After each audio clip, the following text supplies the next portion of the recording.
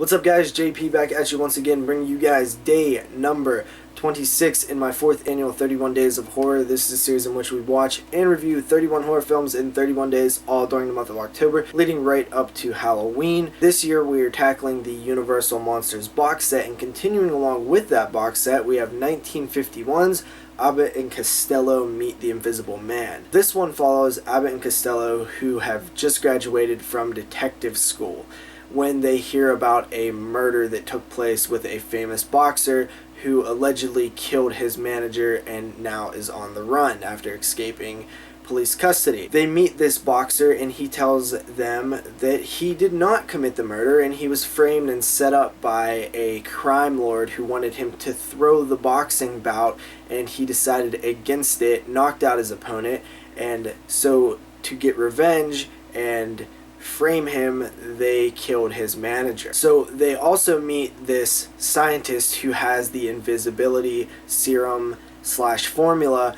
The boxer feels that he will be able to avoid the police if he was invisible, so he takes the formula, injects it into him, he becomes invisible, and now it's up to him, being the boxer, I believe his name is Tommy, and Abbott and Costello to kind of spy and infiltrate this crime boss and figure out who actually done the murder.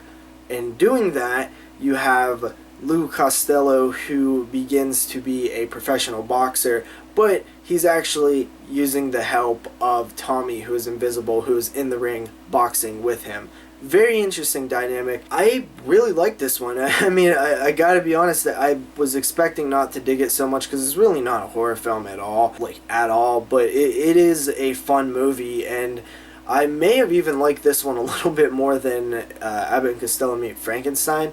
The comedy isn't as, horror based. It's more just it's a cool story, honestly. I just kind of liked it. Like, you buy into the boxer being framed and stuff, and the invisibility thing really works well for what they're doing, being this boxer who is this chubby guy who looks like he should not be in the ring, and yet he's knocking everybody out and stuff, but really it's the Invisible Man that's helping him.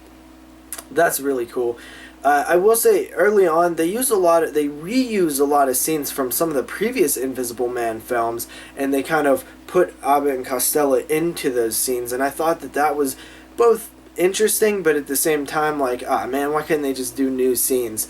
But I guess it's utilizing them in a different context, so it's the same context, but just doing it in a different scene. It's a different scene overall. It's not just rehashed footage. They kind of are, it's telling a, semi-different story. So I thought that was kind of interesting.